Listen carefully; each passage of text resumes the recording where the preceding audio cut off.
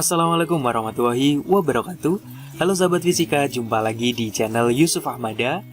Pada video kali ini kita akan membahas soal-soal persiapan PAS Fisika kelas 11 semester 1 kurikulum 2013. Nah, seperti apa? Langsung saja yuk simak penjelasannya berikut ini. Kita mulai dari soal nomor 1 berkaitan dengan materi dinamika rotasi. Perhatikan pernyataan-pernyataan berikut. Momen gaya berbanding terbalik dengan ketebalan batang. Momen gaya berbanding terbalik dengan sudut yang dibentuk gaya dengan lengan momen. Momen gaya berbanding lurus dengan lengan momen gaya. Momen gaya berbanding lurus dengan gaya pada batang. Pernyataan yang benar terkait dengan momen gaya ditunjukkan oleh. Nah, jadi di sini yang dibahas adalah berkaitan dengan momen gaya. Nah, momen gaya itu merupakan besaran yang menyebabkan suatu benda bisa berotasi. Misalnya ini ada sebuah batang. Nah, kemudian misal ini porosnya di sini, poros. Nah, lalu di sini dia ditarik dengan gaya sebesar F, di mana lengan momennya ini adalah sejauh R, di mana gaya dengan lengan momen di sini membentuk sudut sebesar theta. Maka besarnya momen gaya dirumuskan tau sama dengan FR sin theta. Jadi besarnya momen gaya dia sebanding dengan besar gaya, kemudian sebanding juga dengan besar lengan momen, dan juga berbanding lurus dengan sin theta. Nah, jadi di sini momen gaya berbanding terbalik dengan ketebalan batang. Nih, salah ya. Momen gaya berbanding terbalik dengan sudut yang dibentuk. Juga salah. Momen gaya berbanding lurus dengan lengan momen. Betul.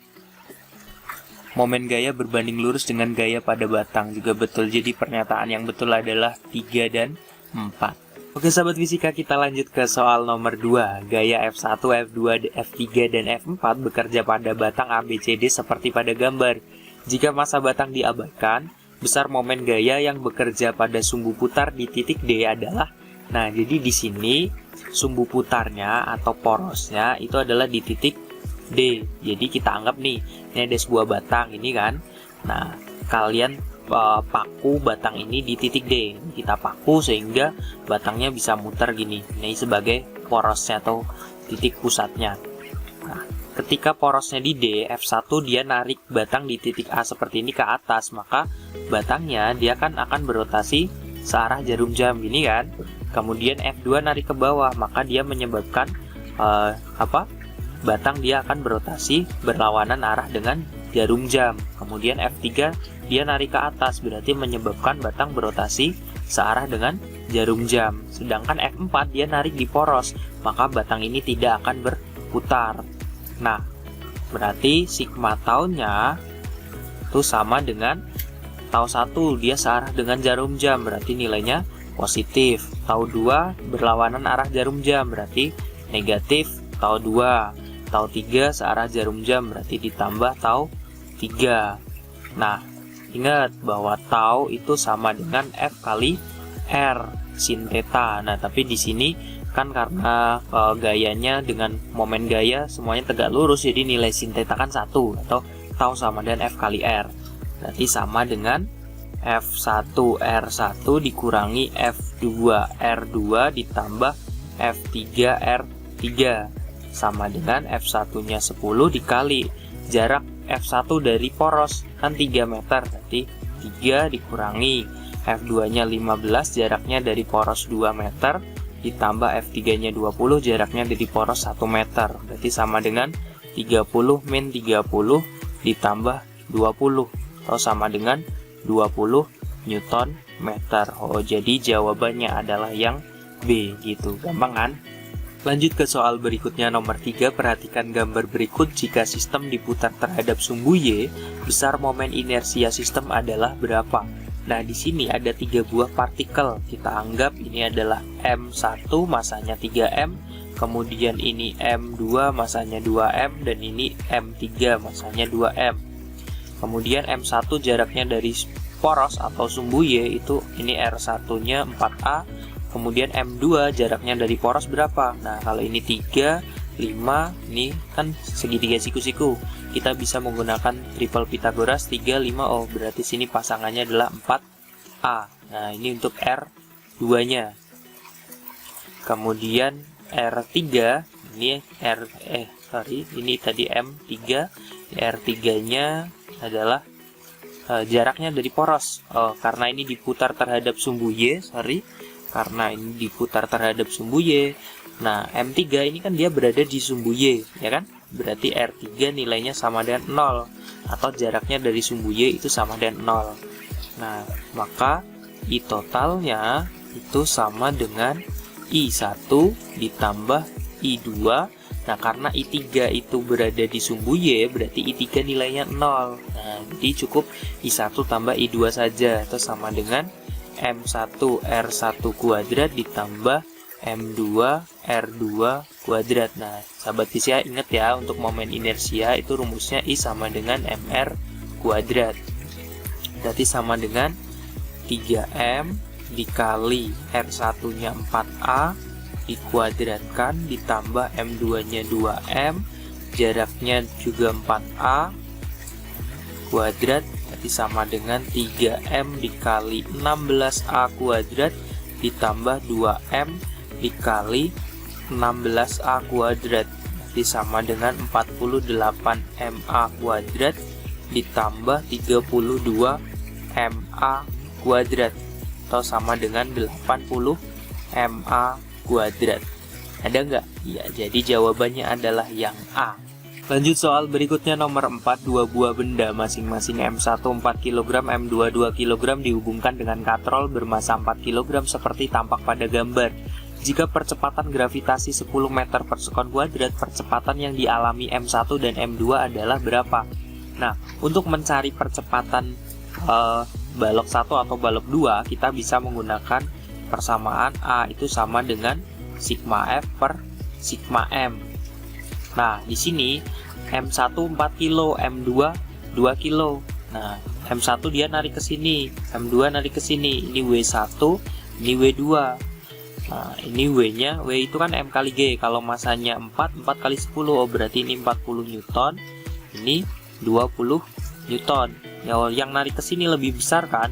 Jadi sigma F-nya adalah W1 dikurangi W2 per sigma M-nya itu M1 ditambah M2. Nah, ini masih ditambah dengan K dikali massa katrol. Nah, K itu adalah konstanta inersia. Nah, di sini ini karena nggak diketahui bentuk katrolnya itu apa. Nah, umumnya itu bentuk katrol adalah silinder pejal. Silinder pejal, di mana silinder pejal itu memiliki momen inersia sama dengan setengah mr kuadrat, atau konstanta inersianya K-nya itu adalah setengah gitu. Jadi di sini percepatannya sama dengan 40 dikurangi 20 dibagi M1-nya 4 tambah M2-nya 2 ditambah K-nya setengah kali massa katrolnya 4. Nah, 4 bagi 2 kan 2, ya kan? Berarti ini 2. Berarti sama dengan 40 kurangi 20 kan 20 per 4 tambah 2 6 tambah 2 8. 20 bagi 8, iya 2,5 meter per sekon kuadrat. Jadi jawabannya adalah yang D. Lanjut soal berikutnya nomor 5, sebuah silinder pejal bermasa 0,1 kg menggelinding di atas lintasan datar yang kasar dengan kelajuan tetap 4 meter per sekon. Besar energi kinetik silinder adalah, nah di sini pada gerak menggelinding, untuk mencari energi kinetiknya, itu energi kinetik totalnya itu sama dengan energi kinetik translasi ditambah dengan energi kinetik rotasi. Karena selain dia bergerak lurus, dia juga bergerak melingkar atau berrotasi. Nah, K translasinya itu setengah mv kuadrat ditambah energi kinetik rotasinya adalah setengah I omega kuadrat. Atau kita bisa menggunakan cara cepatnya. Cara cepatnya bagaimana? Nah, EK total itu sama dengan setengah mv kuadrat dikali 1 plus K. Nah, di mana K itu adalah konstanta inersia. Nah, di sini bentuknya adalah silinder pejal. Silinder pejal itu momen inersianya adalah setengah mr kuadrat, atau konstanta inersianya K-nya nilainya setengah. Jadi EK totalnya sama dengan setengah dikali masanya 0,1 kali kecepatannya 4 kuadrat dikali 1 plus K-nya setengah. Berarti sama dengan 4 kuadrat itu kan 16. 16 bagi 2, 8. 8 kali 0,1 kan 0,8 dikali 1 tambah setengah kan 1 setengah atau 3/2. Nah, 0,8 bagi 2 kan 0,4 dikali 3. Oh, berarti 1,2 Joule. Ada nggak? Ya. Jadi jawabannya adalah yang B. Next, soal nomor 6. Sebuah bola berongga menggelinding dari keadaan dia menuruni bidang miring yang tingginya 12 meter. Kelajuan linier bola ketika tiba di dasar bidang miring adalah berapa? Nah, jadi di sini ada sebuah bola berongga, dia menuruni sebuah bidang miring. Ini yang tingginya itu adalah 12 meter. Nah, dia dari sini menggelinding dengan ini dari ketinggian 12 meter. Nah, pertanyaannya itu kecepatan saat sampai di dasar itu nilainya berapa? Nah, untuk mencari kecepatan saat sampai dasar pada benda yang menggelinding pada bidang miring, itu kita bisa menggunakan rumus cepat V sama dengan akar 2GH per 1 plus K, di mana K itu merupakan konstanta inersia. Nah, di sini bendanya bentuknya adalah bola berongga. Bola berongga itu memiliki momen inersia I sama dengan 2/3 mr kuadrat. Oh, jadi nilai K-nya adalah 2/3.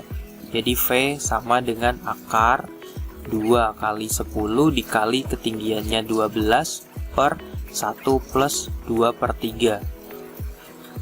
Atau sama dengan berapa nih? Akar 240 dibagi 1 ditambah 2/3. 1 kan sama aja 3/3. Berarti 3/3 tambah 2/3 atau 5/3. Nah, berarti sama dengan akar 240 dikali berapa nih? 3/5. Ya, sorry, 3/5. 240 bagi 5 kan 48, ya kan? Berarti V sama dengan akar 48 kali 3. Berarti akar 48 kali 3 itu berarti berapa? 144. Oh, berarti akar 144 itu 12 meter per sekon. Ada nggak? Ya, jawabannya yang C. Lanjut soal nomor 7. Seorang penari balet berputar 3 putaran per detik dengan kedua lengannya direntangkan. Pada saat itu momen inersia penari 8 kg meter persegi. Kemudian kedua lengan dirapatkan sehingga momen inersianya menjadi 2 kg meter persegi. Frekuensi putaran sekarang adalah berapa? Nah, jadi di sini mula-mula seorang penari balet dia berputar dengan kecepatan sudut 3 putaran per detik atau frekuensinya 3 putaran per detik. Ya, jadi di sini omeganya itu sama dengan 3, ini omega 1 ya, 3 putaran per detik per sekon. Nah, kalau kita ubah ke radian per sekon berarti sama aja 3 kali 1 putaran itu kan sama aja 2pi radian per sekon. Jadi sama dengan 6pi radian per sekon, itu omega 1-nya saat kedua lengannya direntangkan. Pada saat itu momen inersianya atau I1 8 kg meter persegi, kemudian kedua lengan dirapatkan sehingga momen inersianya I2 menjadi 2 kg meter persegi. Maka frekuensinya menjadi berapa? Nah, pada kasus penari balet seperti ini berlaku hukum kekekalan momentum sudut, di mana L sebelum itu sama dengan L sesudah, di mana L atau momentum sudut itu dirumuskan L sama dengan I dikali omega. Jadi di sini berlaku I1 omega 1 sama dengan I2 omega 2. I1-nya kan 8 dikali omega 1-nya 6pi sama dengan I2-nya 2 kali omega 2-nya. Nah, omega 2-nya kita nggak tahu kan. Oke, 8 bagi 2 kan 4. Berarti omega 2-nya itu sama dengan 24 pi radian per sekon. Tapi pertanyaannya itu adalah frekuensinya berapa. Kita ingat bahwa omega itu sama dengan 2 pf. berarti di sini omega 2 kan 24pi gitu kan. Nah, sama dengan ini 2pi kali F. Oh, berarti F-nya sama dengan 24pi dibagi 2pi atau 12S gitu. Jadi jawabannya adalah yang B. Lanjut soal nomor 8. Pada sistem keseimbangan benda tegar seperti gambar berikut, batang AB homogen dengan panjang 80 cm beratnya 18 Newton. Pada ujung B digantung beban yang beratnya 30 Newton. Batang ditahan oleh tali BC jika jarak AC 60 cm dan sudut CBA adalah 37 derajat, tegangan pada tali adalah berapa Newton. Nah, untuk mengerjakan soal ini, sebelumnya kita gambarkan dulu gaya-gaya yang bekerja pada sistem ini. Nah, ini batang AB, dia panjangnya 80 cm, memiliki berat 18 Newton. Nah, beratnya itu berarti tepat di tengah-tengahnya, di sini. Nah, ini adalah berat batang atau W batang. Kemudian di sini ada berat bebannya atau W gitu aja. Ini nilainya adalah 18 Newton, yang ini 30 Newton. Nah, kemudian di sini ada gaya tegangan tali. Nah, ini sudutnya 37 derajat. Pertanyaannya, tegangan talinya ini nilainya berapa? Nah, kita anggap misalnya di sini kan ada 3 gaya nih. Nah, ini kita anggap F1, ini kita anggap F2, tegangan talinya kita anggap F3. Nah, ini batang AB panjangnya kan 80 cm, berarti ini tengah-tengahnya, ini 0,4 meter atau 40 cm, ini juga 0,4 meter. Nah, oke. Sekarang di sini karena sistemnya seimbang, maka syarat seimbang itu kan resultan momen gayanya harus sama dengan 0 gitu kan, atau sigma tau harus sama dengan 0. Nah, misalnya kita anggap porosnya adalah di A, ini poros. Nah, maka sigma tau A itu harus sama dengan 0. Nah, kalau porosnya di A, ini batang AB-nya seperti ini, F1 dia narik ke bawah, maka batang ini kan dia bisa berputar searah dengan jarum jam. F2 narik ke bawah, dia juga bisa berotasi searah jarum jam. Tapi tegangan talinya dia narik ke atas, maka batang ini dia akan berotasi berlawanan arah dengan arah jarum jam. Jadi di sini sigma tau-nya adalah tau 1, karena searah jarum jam maka positif, ditambah tau 2 dikurangi tau 3 sama dengan 0. Nah, tau 1 berarti sama dengan F1 R1 ditambah F2 R2 dikurangi F3 R3, karena ini tegangan talinya dia membentuk sudut, maka ini kita tambahkan sin theta sama dengan 0. Berarti F1 nya kan 18 kali jaraknya dari poros kan 0,4 meter, ditambah F2 nya 30, jaraknya dari poros kan 0,8 meter, dikurangi F3 nya kan tegangan tali, dikali tegangan talinya bekerja di titik B, jaraknya dari poros juga 0,8 kali sin theta. Sin 37 itu nilainya adalah 0,6 sama dengan 0. Berarti 18 kali 0,4 itu kan 7,2, ditambah 30 kali 0,8 itu 24, dikurangi 0,8 kali 0,6 kan 0,48 T sama dengan 0. 7,2 tambah 7,2 tambah 24 kan 31,2. Berarti sama dengan minus 0,48 pindah ke ruas kanan jadi 0,48 T, atau T sama dengan 31,2 dibagi 0,48, atau sama dengan berapa nih? 31,2 dibagi 0,48 itu nilainya adalah 65. Oh, jadi tegangan talinya nilainya adalah 65 Newton gitu. Next, soal berikutnya nomor 9. Sebuah batang AB dengan panjang 5 meter bersandar pada dinding yang licin di titik B. Sudut yang dibentuk batang AB dengan alasnya adalah 53 derajat jika berat batang W Dan jika pada saat batang tersebut tepat akan tergelincir, koefisien gesek statis antara batang AB dengan lantai adalah berapa? Nah, jadi di sini itu ada sebuah batang, dia bersandar pada dinding. Misalnya ini dindingnya, ini lantai. Nah, ini batangnya. Atau misalnya tangga, itulah. Nah, oke. Kemudian di sini dia membentuk sudut 53 derajat. Nah, untuk kasus seperti ini, untuk mencari koefisien geseknya, itu dapat kita gunakan cara cepat saja.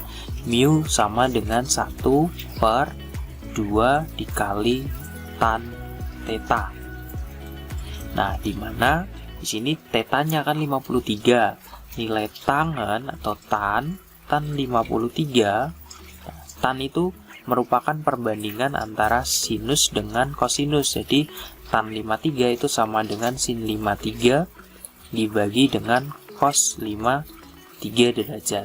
Nah, sin 53 itu nilainya adalah 0,8, cos 53 itu nilainya adalah 0,6 atau 8/6. 8/6 itu berarti sama aja dengan 4/3. Nah, jadi koefisien geseknya nilainya adalah 1/2 dikali 4/3. 3-nya naik, jadinya 3/2 kali 4, 8. 3/8 itu sama aja dengan 0,375. Jadi koefisien geseknya nilainya adalah 0,375. Soal berikutnya nomor 10 berkaitan dengan materi titik berat. Diagram melukiskan benda bidang homogen dengan ukuran seperti gambar. Koordinat titik berat benda gabungan adalah. Nah, jadi di sini ada gabungan dua buah bangun. Kita anggap yang bawah ini persegi panjang adalah bangun yang pertama, kemudian bangun segitiganya adalah bangun yang kedua. Nah, untuk menentukan koordinat titik beratnya, kita langkah pertama kita buat tabel dulu. Di sini kan bangunnya ada dua bangun 1, bangun 2. Nah, kita buat tabel yang isinya adalah ada luas, kemudian koordinat titik berat pada sumbu X dan koordinat titik berat pada sumbu Y. Nah, bangun pertama dia bentuknya ini persegi panjang dengan luas berapa? Panjangnya dari 1 sampai 5, berarti kan 4. 4 kali lebarnya 3, berarti 4 kali 3 kan 12. Kemudian bangun 2 luasnya setengah kali alas kali tinggi, setengah kali alasnya 6, tingginya dari 3 ke 9 juga 6, setengah kali 6 3 kali 6 18. Kemudian koordinat titik berat dari masing-masing bangun ini, persegi panjang titik beratnya pasti tepat di tengah-tengahnya. Nah, ini koordinat berapa koma berapa. Nah, yang jelas X-nya pasti 3 ya kan. Kemudian Y-nya setengah dari lebarnya, setengah dari 3, berarti 1,5. Kemudian koordinat titik berat dari segitiganya di sini pasti tepat di setengah dari alasnya. Atau kalau ini alasnya 6, berarti tengah-tengahnya adalah di 3. Tapi ini tingginya, ini titik beratnya tidak separuh dari tinggi, tetapi 1/3 dari tinggi. Tingginya kan 6, berarti 1/3-nya adalah 2. Dari sini sampai sini 2. Berarti ini koordinatnya di sini di angka 3 tambah 2. Ya, 5. Berarti ini adalah 3,5. Nah, untuk menentukan koordinat titik berat gabungannya, kita bisa menggunakan ini X0, Y0, di mana X0 itu merupakan X1 A1 ditambah X2 A2 dibagi A1 tambah A2. Tapi karena di sini X yang udah sama, pasti nilainya juga 3, X1 3, X2 3, maka X gabungannya juga 3. Kemudian untuk Y0-nya sama dengan Y1 A1 ditambah Y2 A2 dibagi A1 tambah A2, atau sama dengan Y1-nya 1,5 dikali 12 ditambah 5 kali 18 dibagi A1 tambah A2, 12 tambah 18 kan 30, ya kan? Nah, ini boleh kita sederhanakan saja. 12, 30, 8 kita bagi 6 semua, ini 2, ini 3, ini 5, kan? Oke, kemudian berarti ini sama dengan 1,5 kali 2, kan 3. 3 ditambah 5 kali 3, kan 15, dibagi 5. Atau sama dengan 18 bagi 5, itu 3,6. Oh, jadi koordinat gabungan, titik berat gabungannya adalah X0, Y0, atau 3,6 gitu. Jadi jawabannya adalah yang B gitu.